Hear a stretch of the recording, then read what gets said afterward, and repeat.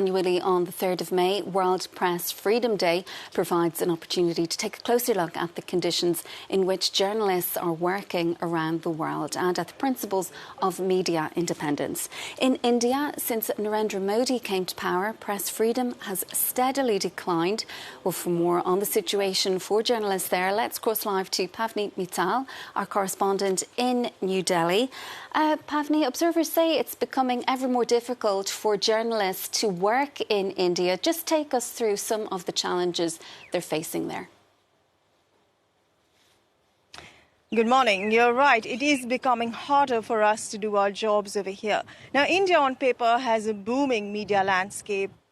Hundreds of news channels, more than 1,000 newspapers, but press freedom has steadily declined, and rights groups have said that under Prime Minister Modi, crackdown on dissent, any kind of dissent, has grown, especially when it comes to journalists. The big challenges are increasing violence against journalists, corporate ownership of media houses, and politically biased reporting favoring the BJP. According to the Committee to Protect Journalists, or CPJ, there are 7 Indian journalists in jail, and 6 of them are facing terrorism charges. Foreign correspondents say visas have become harder to come by and are revoked often when their reporting is critical of the government. When it comes to national and local media, reporters are concerned that many top media houses are owned by large corporations that are seen as close to the government. There's also financial dependence. In India, government ads are a large chunk of revenue for many newspapers and channels, and so it is becoming increasingly hard, reporters say, for them to do journalism that holds power accountable. And Pavni, what is the situation for independent journalists working in India?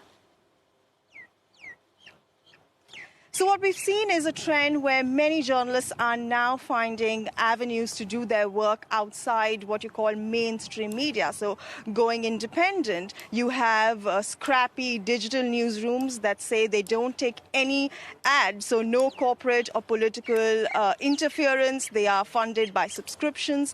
YouTube has become a big platform for independent journalists. You have shows, you have panel discussions, you have ground reports that are on YouTube. But, some of the independent journalists I've spoken to say the challenges still persist. They say there is fear of increasing cases of raids by tax authorities. Online harassment has grown.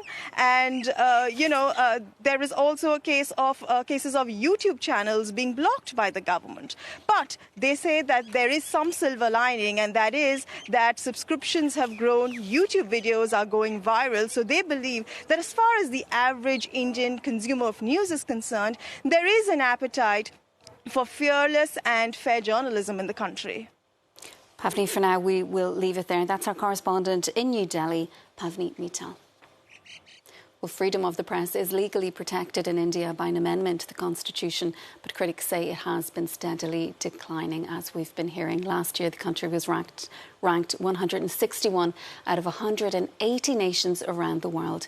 Our correspondents have been meeting some journalists who've left bustling newsrooms, disheartened by what they see as propaganda on the airwaves to transform their living rooms into makeshift TV stations. This is their report. For the past 13 years, Anubha Bhosle has worked as a presenter for CNN News 18.